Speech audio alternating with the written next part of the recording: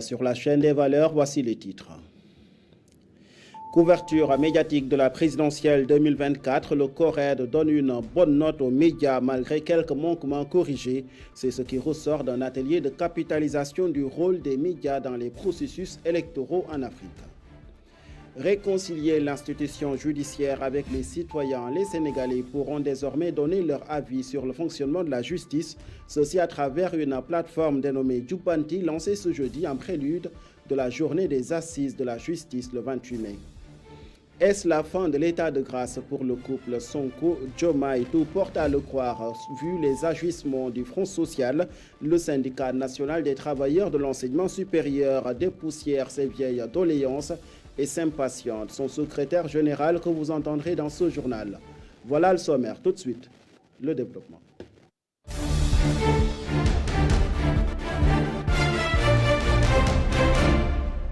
Mesdames, Messieurs, bonsoir et bienvenue. Bassirou Diomaye Faye attendu ce vendredi à Praia et à Conakry, le chef de l'État en visite de travail et d'amitié au Cap-Vert et en République de Guinée. Ces déplacements font suite à ceux déjà effectués en Mauritanie, en Gambie, en Guinée-Bissau, au Ghana ou encore au Nigeria.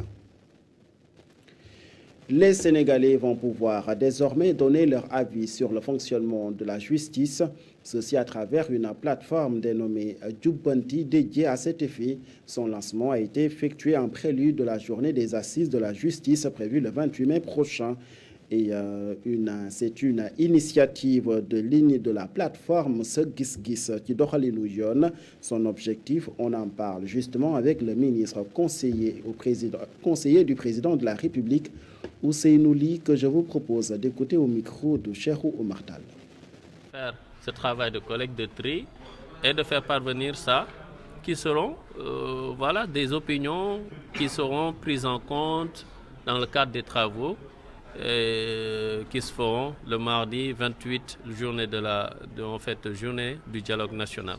Évidemment, on va exploiter tout ce qui est support de communication pour permettre à ce citoyen-là de pouvoir accéder à la plateforme et de faire parvenir son opinion. Vous savez, en fait, sur la plateforme, on a plusieurs options. En plus de l'option de remplir et d'envoyer ce fichier, on a le numéro vert qui est accessible à toute personne. Même si vous n'avez pas la faculté ou bien cette possibilité de pouvoir manipuler l'outil numérique, vous avez la possibilité, avec votre téléphone, de composer le numéro et d'appeler. Derrière, il y aura une équipe qui se chargera de recueillir vos impressions, votre expérience en termes de confrontation avec la justice, d'exercice avec la justice, mais aussi vos suggestions. En tout cas, sur la plateforme, il y a plusieurs options. Et comme on dit, cette plateforme est une plateforme qui va continuer, qui ne va pas juste se limiter à l'activité de la journée du dialogue le 28, mais ce sera quelque part un espace, ainsi tel que le veut le président de la République, que cela soit, avec les d'autres initiatives qui vont venir, une interface où chaque citoyen peut y trouver toutes les thématiques auxquelles il est confronté toute la journée et de pouvoir donner son opinion. Je vous le disais dans les titres, au Sénégal, les médias jouent un rôle incontournable dans la transparence du processus électoral. Ceci malgré quelques manquements notés ça et là. C'est ce qui ressort d'un atelier de capitalisation des médias sur les processus électoraux en Afrique initié par le programme Nieti Élections. Un atelier dont le but est d'évaluer l'apport des médias dans la transparence et l'apaisement ainsi que l'élucidation des préoccupations des professionnels de l'information et de la communication. Alain Ayadekoun est au micro de Pape Alassane Diop et Alioune Seck. Donc la presse, notamment les professionnels des médias, ont joué un rôle déterminant dans le cadre de ce processus électoral qui a connu un bon atterrissage. Il serait important donc de voir les forces et les faiblesses, les éléments importants qu'on peut modéliser parce que c'est une expérience unique, une expérience non seulement qui a démontré la résilience du peuple sénégalais.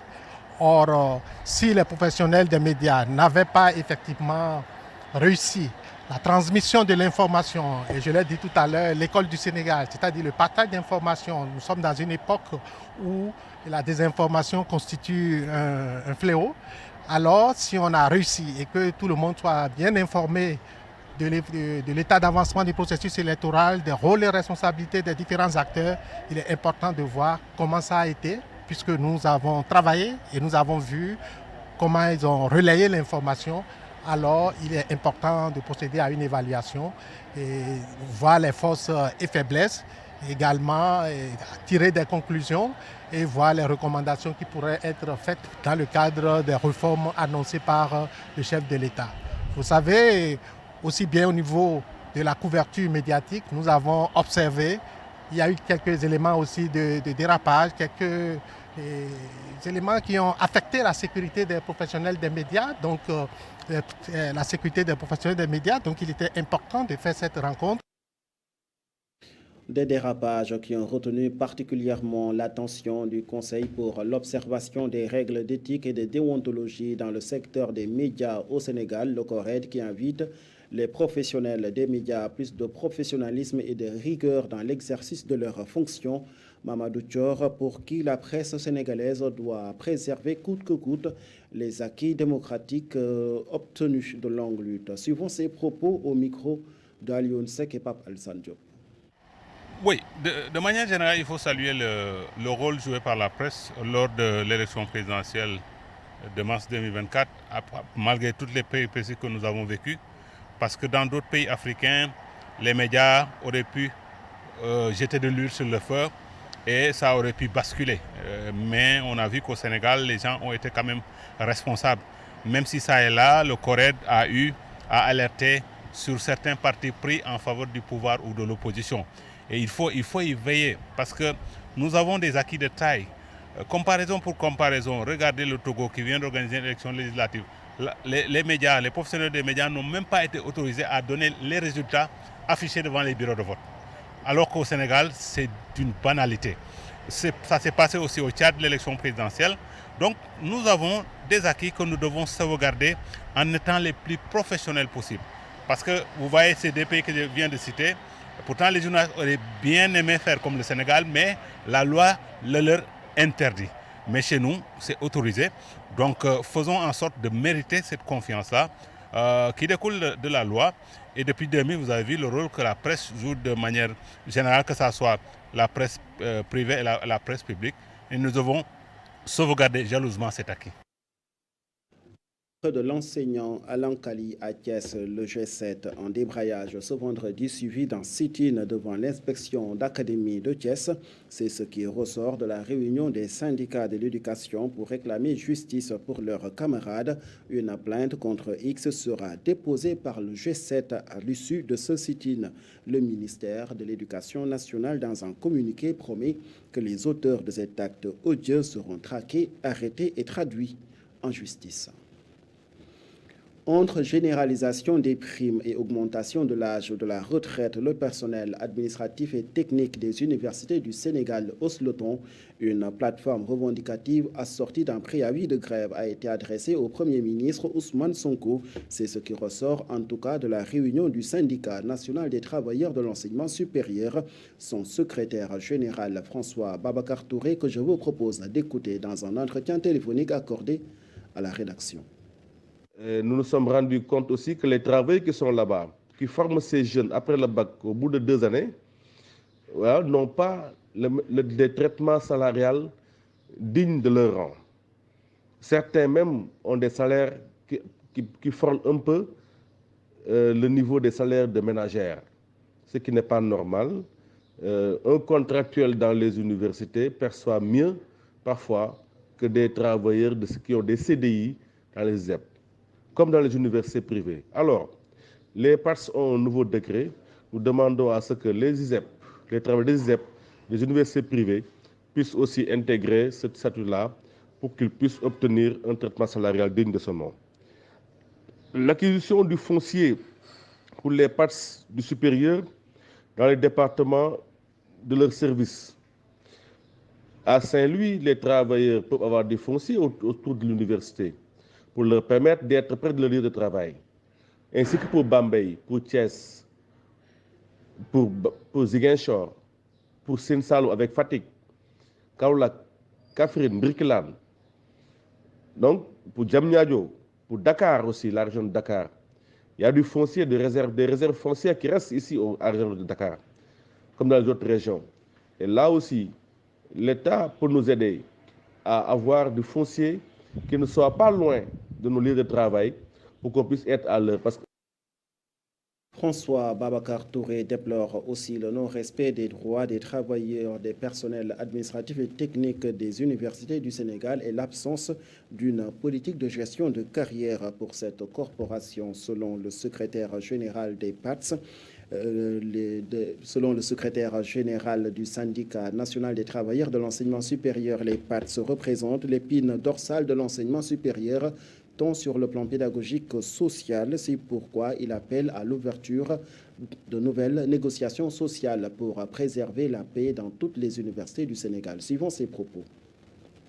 Un préavis de grève a été déposé au niveau du ministère de l'Enseignement supérieur, dans les différents rectorats, les directions des centres des œuvres, les directions des ZEP du Sénégal, l'Université numérique du Sénégal. Les points tournent autour de ces questions, fondamentalement le salaire, le respect des primes de logement pour tous les travailleurs, parce que dans les universités centres des œuvres, dans l'enseignement supérieur, une grande partie bénéficie de cette prime de logement, mais d'autres en sont privés. Là, nous avons toujours demandé que ça soit généralisé pour tous les travailleurs de l'enseignement supérieur. La prime de risque qui n'est pas encore payée, malgré une note du ministre de l'Enseignement supérieur au niveau de l'UCAD, qui n'est pas encore payée aussi au niveau des ZEP du Sénégal. Et là, nous demandons à ce que ça puisse être fait parce que ça dure depuis plus d'une année. Des primes de nature aussi qui ne sont pas payées dans certaines universités.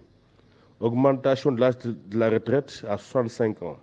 Nous savons tous qu'au Sénégal, étudier c'est facile, mais trouver un emploi est extrêmement difficile.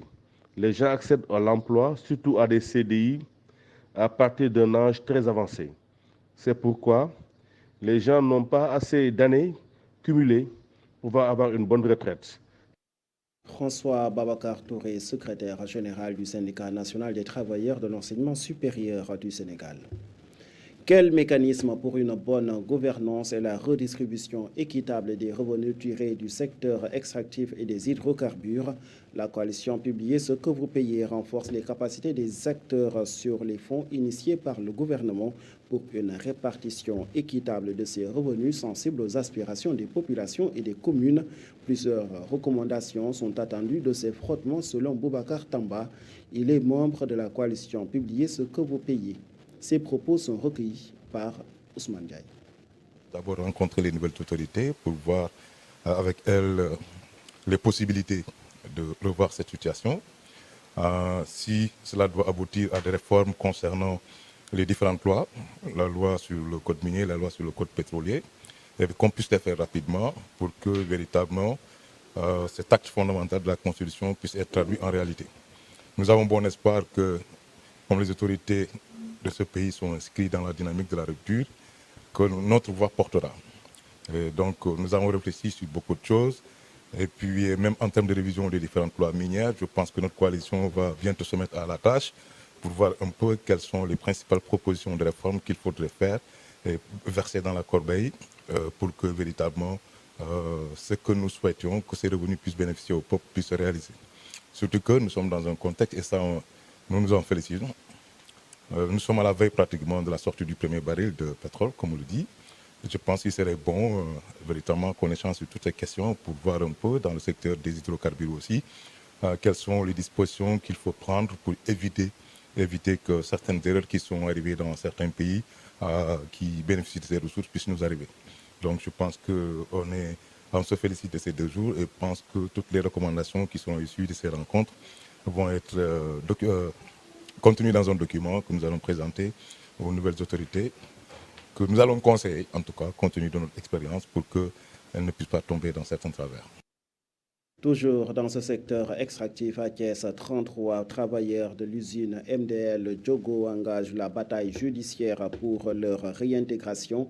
Ils ont perdu leur emploi pendant la Covid-19 alors qu'ils ont été confinés à une quarantaine dans les locaux de l'entreprise. C'est pourquoi, face à la presse, ces travailleurs licenciés sollicitent l'aide du nouveau gouvernement pour réparer l'injustice qu'ils ont subie selon leur porte-parole El Hadj Seck.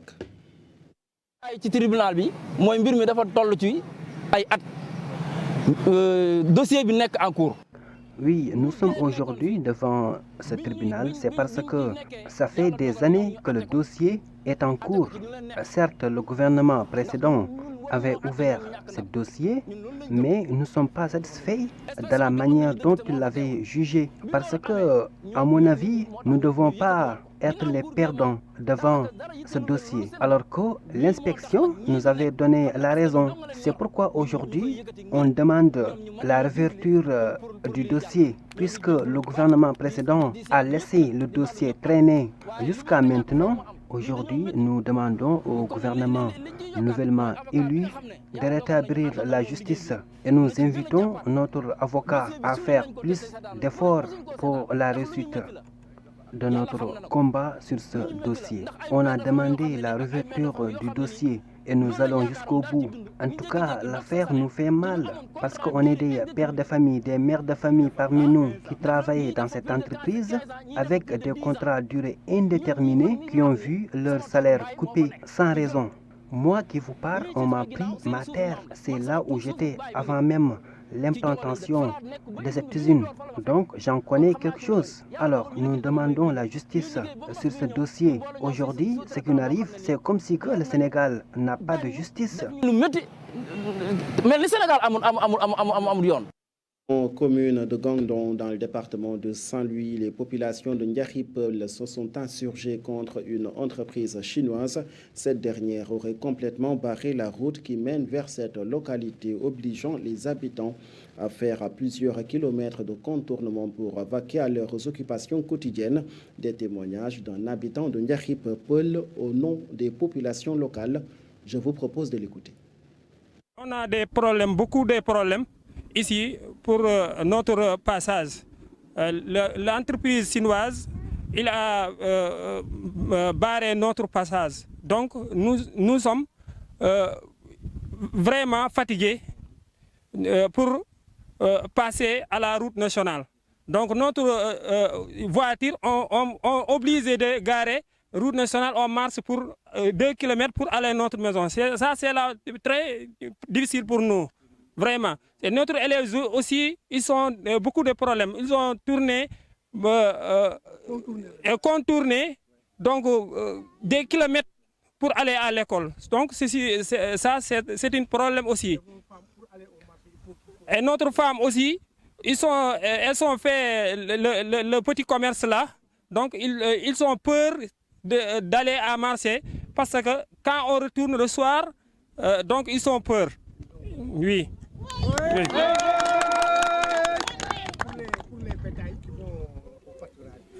Donc, il y a ici, il y a des jardins et des gens ici. Quand session de pluie, donc les cultivateurs, ils ont occupé leur sang là, donc on a des problèmes. Parce que tu n'es pas passé à ça de quelqu'un pour passer. Donc, ils ne acceptent pas. Fin de ce journal. Merci de l'avoir suivi et très belle suite de programmes sur nos antennes.